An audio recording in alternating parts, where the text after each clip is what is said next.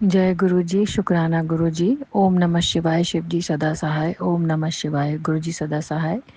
आज फिर गुरु जी ने मुझे, जैसे मेरी ज़िंदगी अब सत्संग ही बन गई है। यदि मैं सोचूं तो जब मैं शुरू हुई थी तो मेरे को लगता था मैं कैसे सत्संग शेयर करूंगी, और आज देखिए ना, सत्संग मेरे रोज ही बन जाते हैं। और कई बार ऐसा लगता है कि इकट्ठे कर लूँ इससे पहले कि मैंने गुरु जी से प्रॉमिस किया है कि मैं टाइम से शेयर करा करूँगी, तो उसी प्रॉमिस को पूरा कर रही हूँ। अभी जैसे मेरी दिवाली पे अच्छी निकली, सब मेरे चोट एक्सीडेंट बचे, बीमारियां बची, मेरे बच्चे एक्सीडेंट से बचे। उसके बाद जैसे ये देवउठनी एकादशी आई तो उस दिन मुझे बड़ा मतलब उससे पहले सैटरडे था, तो मेरे को बड़ा लो सा फील हो रहा था। तो अचानक मेरी एक फ्रेंड आई जिसे मैंने गुरुजी के बारे में फ़ोन पे बताया था।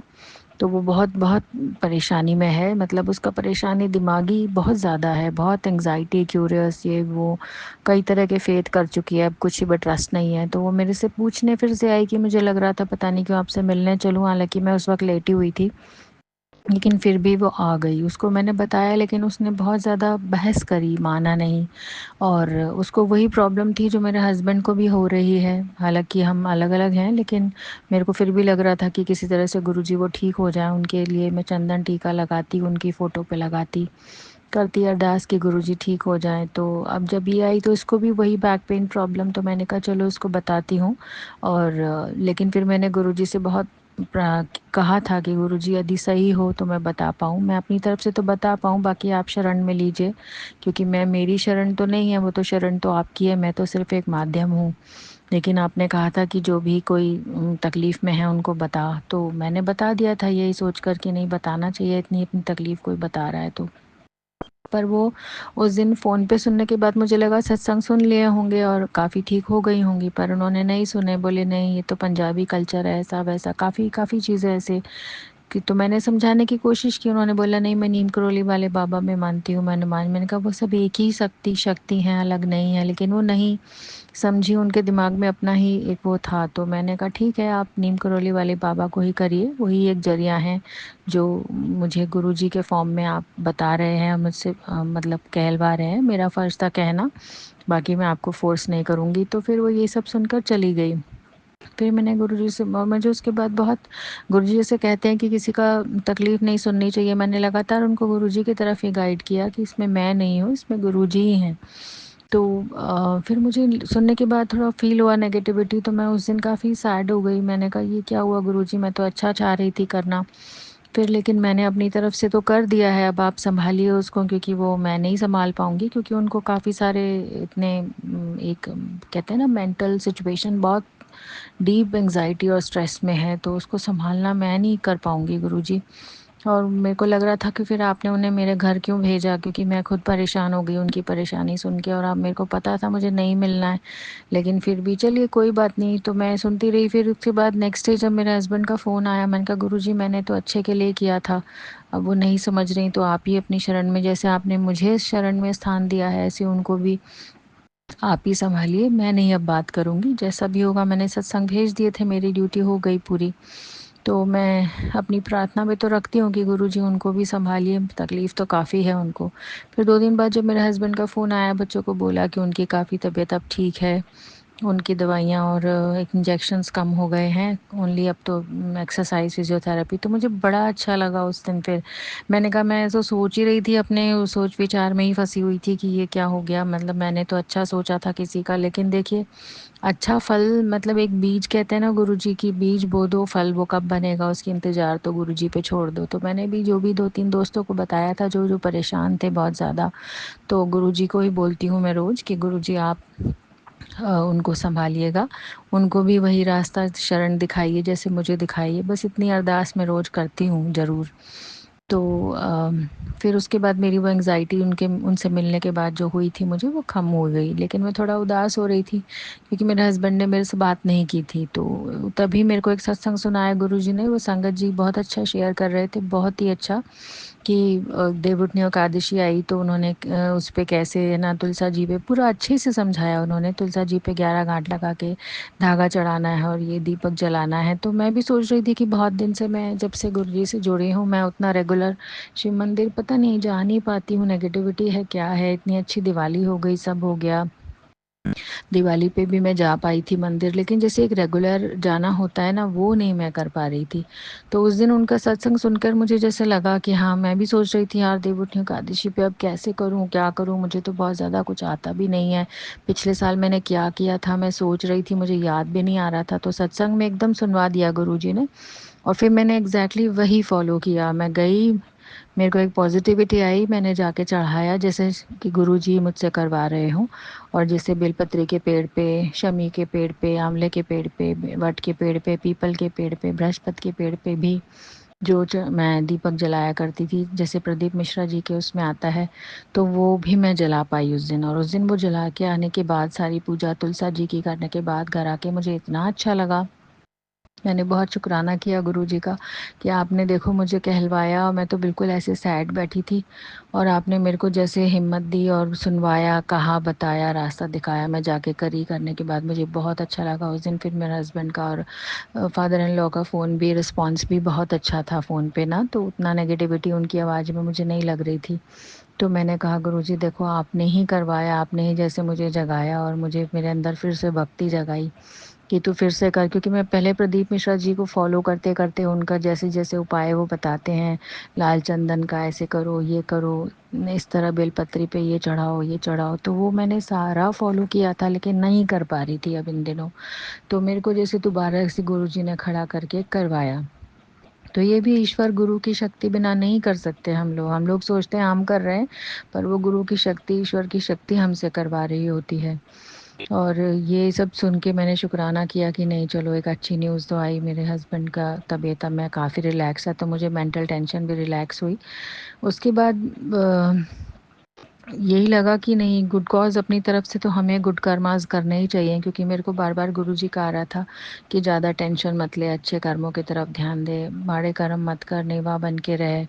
तो इधर अभी 13 तारीख को मेरी बेटी का बर्थडे आ रहा था, तो मैं सोच ही रही थी कि मतलब क्या होगा क्या नहीं होगा, काफ़ी एंग्जाइटी में थी। तो देवउठनी एकादशी के बाद फिर मेरा नेक्स्ट डे मेरे रिश्तेदार का फ़ोन आया, जिनका ब्लैक मैजिक का, जिनसे मुझे काफ़ी डर था, जिनकी वजह से हमारा घर वर उजड़ा, तो उन्हीं का फ़ोन आया। तो मैं फिर उदास हो गई, मैंने कहा ये तो यही है, लोग आ रहे हैं। तो फिर मैंने कहा नहीं गुरुजी, आना सही हो तो आए, और नहीं हो तो कोई बात नहीं, मैं को किसी से लड़ाई नहीं करनी, ना किसी से कुछ बोलना है, हालांकि मुझे पता सब कुछ है। तो ये सहन शक्ति, ये सब कुछ मुझे गुरुजी ने दी, और वो आए। आने के बाद जैसे मैजिक सा हो गया हमारा। मैंने बहुत अच्छे से उन्हें अटेंड किया, उन्होंने भी बहुत अच्छे से हर चीज़ को एक्सेप्ट किया, और रिलैक्स था मूड। हालांकि मैं आने से पहले 4-5 घंटे पहले बहुत टेंशन में आ जाती हूँ, क्योंकि उनकी आदत बहुत ज़्यादा झगड़े करने की है, लड़ाई झगड़ा, मार पिटाई तक भी हो जाए तो कोई बड़ी बात नहीं है, उनको फ़र्क नहीं पड़ता इन चीज़ों से। लेकिन मैं इस कैपेसिटी में नहीं थी कि अब उन्हीं सब चीज़ों में पढ़ूँ। मैं सोच रही थी कि ठीक है, मेरे माड़े कर्म थे, हो गए, तो वो इस तरह से निपटेगा। तो कल से मुझे इतना रिलैक्स, इतनी खुशी मिली, मेरी बेटी का बर्थडे इतनी अच्छी तरह से हुआ, और इतना अच्छा लगा। फिर नेक्स्ट डे भी उनके मेरे फादर इन लॉ और हस्बैंड का भी फ़ोन आया, उन्होंने भी अच्छी तरह से उसको एक्सेप्ट किया। मुझे लग रहा था मैं जो कुछ करूँ दिल से करूँ, सच्चे मन से करूँ गुरुजी, कोई बनावट नहीं, कुछ नहीं, दिल से माफ़ करने को बोला है तो वो करना ही पड़ेगा, क्योंकि गुरु का आदेश है। क्योंकि गुरुजी ने मुझे कई बार अपने आदेशों में कहा है कि गुरु का आदेश कभी नहीं मानते, गुरु को कभी ट्राई नहीं करते, गुरु की हुक्म मानते हैं। वो कहीं ना कहीं मैं नहीं मान पा रही थी, तो मुझसे कल इस तरह से वो भी गुरुजी ने करवा लिया। इसका अनंतम शुक्राना गुरुजी। मेरा सबसे मुश्किल पहाड़ जो ज़िंदगी का वही था आज तक का कांटा, और मेरा आपने ऐसे साफ़ कर दिया कि मैं चाह रही थी कि ना उनके मन में कोई मलाल रहे, ना मेरे। ब्लैक मैजिक वगैरह जो वो हैं वो तो गुरुजी देख ही लेते हैं, लेकिन मुझे कुछ ऐसा नहीं करना है जिससे मैं किसी का दिल दुखाऊं। क्योंकि न जाने पिछले किस जन्म में मैं क्या ऐसा दिल दुखा के आई हूँ किसी का, तो जिस वजह से मेरे साथ ऐसा सब हुआ। ये चीज़ तो मुझे समझ में आ गई थी इतना सब देखते देखते। तो कल वो उनके बच्चे सब हम अच्छे से बैठे, खाया पिया, एंजॉय करा, तो अच्छा लगा मुझे कि कितनी अच्छी चीज़ है जो अविश्वसनीय है। कल से आज तक तो मुझे विश्वास ही नहीं आ रहा है। मैं सुबह से भी खुश थी, और मुझे लग ही नहीं रहा था कि मैं कैसे शेयर करूं। मुझे इतनी खुशी सी मिल गई कि चलो सारे टेंशन झंझट ख़त्म हो गया, हमारे बीच की नेगेटिविटी ख़त्म हो गई। ये तो बहुत बड़ी बात है। ये मेरे 20-21 साल की परेशानी, और जो और भी संगत जी सुनते होंगे जिनके ऊपर ब्लैक मैजिक हुआ होगा कि किस तरह से ब्लैक मैजिक गुरु जी ने काटा, और इतना आसान नहीं होता है किसी को भी माफ़ कर पाना। वो मेरे लिए भी नहीं था। लेकिन गुरुजी ने जिस तरह से मेरे से करवाया, मेरे भाव बदले, मुझे अच्छे भाव दिए कि नहीं, अपन को सबको क्षमा करके चलना है और अपने को नहीं रखना, तो आगे वाला अपने आप उसी हिसाब से ठीक हो जाता है। तो वही चीज़ मेरे साथ हुई, जिसको मैं शायद शब्दों में अच्छी तरह कह नहीं पा रही हूँ। वो तो गुरुजी ही जानते हैं कैसे हुआ, क्या हुआ। सब कुछ उनके कंट्रोल में था, क्योंकि वो मुझे बार बार यही बोल रहे थे, सब कुछ मेरे पे छੱड दे, छੱड दे। लेकिन वही है ना, इंसानी दिमाग, अपना दिमाग चलाए बगैर तो हम शांति से बैठते ही नहीं हैं, तो वो चलाते ही रहते हैं। लेकिन बस वो मुझे एक ही डायरेक्शन देते हैं हमेशा, अपने अच्छे कर्म करना मत छोड़, अपने अच्छे कर्म करना मत छोड़। पर मैं गुरुजी से लड़ती भी थी कि मैं अच्छे कर्म करती हूँ, फिर मेरे साथ बुरा क्यों होता है। मेरे साथ इतना बड़ा ब्लैक मैजिक कर करा के मेरा घर उजाड़ा गया, ये हुआ वो हुआ। पर मैंने कहा ठीक है ना, अब जो हो गया हो गया। उन्होंने भी मुझे शायद माफ़ कर दिया होगा, मैं तो कर ही चुकी हूँ, बाकी उनके ऊपर है। और मैं लगातार प्रार्थना करती हूँ कि जो भी वो करते हैं या किया है, भगवान जाने। था तो मेरा कर्म, लेकिन ईश्वर उनको भी सद्बुद्धि और रास्ता दिखाए। तो परेशान भी लग रही थी, मुझे लग रहा था, पर मैंने इस चीज़ की कोई खुशी नहीं मनाई कि हाँ देखा मज़ा आया, या मज़ा मतलब इस चीज़ में कहते हैं ना कि कोई बदला नहीं लेना है। ठीक है, जो मेरा कर्म था वो हो गया, लेकिन आगे के लिए मुझे गुरुजी तो मिल गए, जो मुझे अच्छा रास्ता दिखा रहे हैं और दिखाते ही जा रहे हैं।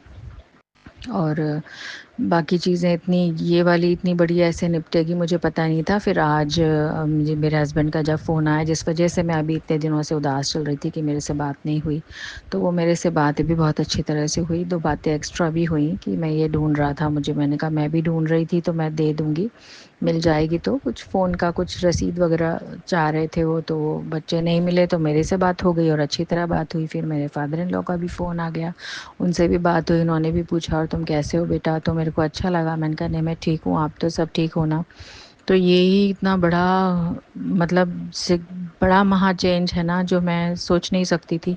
क्योंकि मैं चाह रही थी काफ़ी टाइम से चीज़ों को नॉर्मलाइज़ करना, लेकिन वो अब उनके मन में भी होगा नेगेटिविटी, मेरे मन में तो था ही। मैंने कैसे धीरे-धीरे अपनी ख़त्म की है, ये मैं ही जानती हूँ। गुरुजी की मदद से हुआ, नहीं तो नहीं हो पाता। गुरुजी आपके चरणों में बस ऐसे ही रखना। अब मैं कोई ऐसा कार्य ना करूँ, क्रोध, मान, अहंकार, लोभ की वजह से जो मेरे से बातें हुई हैं इस जन्म में, पिछले जन्म में, उसके लिए मैं क्षमा माँगती हूँ। आज भी सारा दिन मैं वही माँगती रही। और जिस तरह से आप संगत जी के थ्रू मुझे सुनवा देते हो कि एकादशी कैसे करनी है, देवउठनी एकादशी पे क्या करना था, कल के लिए भी मैंने प्रदीप मिश्रा जी का एकदम रील में आ गया कि अब ये चढ़ाना है, ये ऐसे करना है, तो वो डायरेक्शन सब आप ही के गुरु के मर्ज़ी से होता है।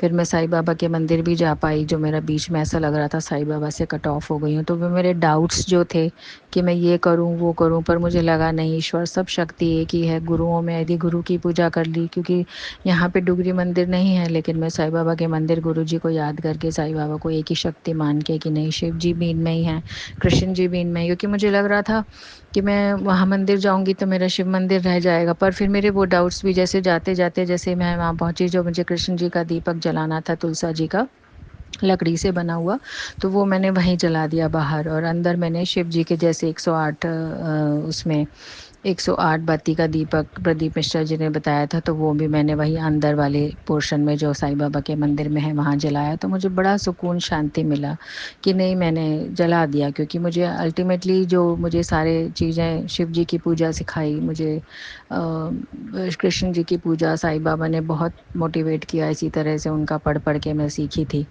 तो मैं तब जाकर गुरुजी से मिली, तो मेरे को आज इतना अच्छा लगा कि मैं अपने दोनों ही गुरुओं को, अपने जैन धर्म गुरुओं को, सबको अच्छे से दिल से याद कर पाई। और जो उनकी टीचिंग्स हैं उनको शायद मैं थोड़ा बहुत कर पा रही हूँ अपनी समझ से। बाकी अज्ञानता, मूर्खता तो वो भी भरी हुई है हमें, जो धीरे धीरे गुरुजी और निकालेंगे। तो मेरे परम पिता आदि परमेश्वर, आदि पिता को मैं यही कह सकती हूँ कि आपका लख लख शुक्राना, हर वक्त मेरे जैसी कंफ्यूज बच्ची को संभालना और समझाना कि किस तरह पूजा करनी है, पाठ करना है, किस तरह से आगे बढ़ना है। वो सारी चीज़ें मेरे को, मेरी पूजा की नहीं इच्छा होती तो वो भी आप मेरे से करवा लेते हो। मेरे को अंदर से लग रहा होता है कि मैं नहीं जा पाऊँगी, पर मैं कर पाती हूँ। मेरे को लगता है मैं नहीं कर पाऊँगी, फिर मैं कर पाती हूँ। तो ये तो आप ही की वजह से हो रहा है। क्योंकि मैं आप ही को बोलती हूँ कि मुझे ये करना है, मेरे सारे जो भी टेंशन झगड़े हैं वो मैं नहीं चाहती अब दोबारा चीज़ों को क्रिएट करना, सब चीज़ें रिलैक्स हो जाए, नॉर्मल हो जाएं, तो वो भी आज हो गई। कल मेरी बेटी के बर्थडे के माध्यम से हुआ। मुझे ये लग रहा था कि नहीं नहीं, मैंने तो इतना प्रे किया था कि मैं ऐसे रिश्तेदारों से बच के रहूं और वो ही आ रहे हैं, तो उसमें उसके पीछे आपका कुछ रीज़न था, ये मुझे अब समझ में आया कि हमारी ज़िंदगी में, मुझे पता तो था लेकिन इस मैटर पे मैं नहीं उस चीज़ को एक्सेप्ट कर पाती थी।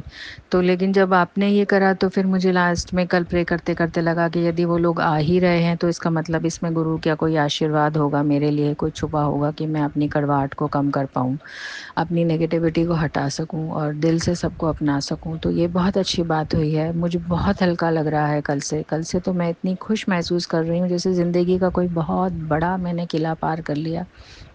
क्योंकि अपने अंदर की नफ़रत, अपने अंदर की ईगो, जैसा कि गुरुजी हमेशा कहते हैं, साईं बाबा हमेशा कहते हैं कि remove your ego, remove your anger और then you will receive me.